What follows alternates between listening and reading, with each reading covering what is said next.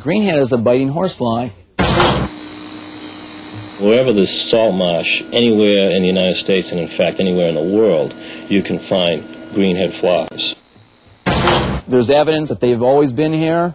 The reports going back to the earliest of settlers, the Native Americans and Native Indians to this area, report the vicious flies that they encountered. I've read stories about the farmers bringing horses out to hay the marshes, and the horses would have so many greenhead bites that they would actually drop dead and bleed to death from greenhead bites.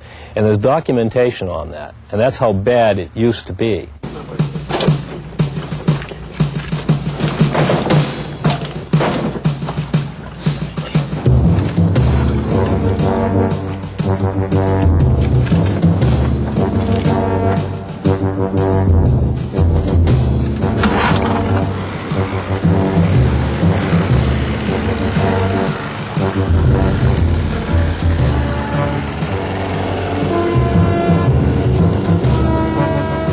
We place approximately 600 of these greenhead fly traps from the New Hampshire border down to Gloucester, Mass, all along the North Shore.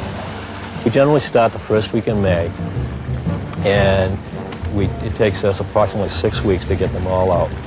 The reason why it takes so long is because we do it according to tides. We do most of them by boat.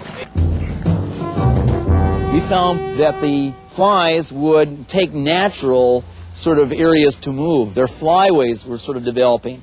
They wouldn't go through dense foliage and vegetation, but essentially would come on air currents or breaks. So we would put these as barriers, would make a long string of them, and as the flies would leave the marsh, then it becomes sort of a barrier effect. Most insects, which we call phototactic, they are going to respond to the light. Now they're in a dark zone. Now they move up to the light just like they do in our house. Once they're there, they're not going to go from a light to a dark area. There is such a small opening that it's going to be more difficult to trace it down.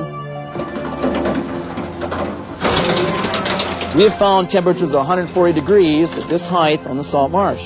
Once they're up on the top, thrashing around, there's very little moisture, they die rather readily.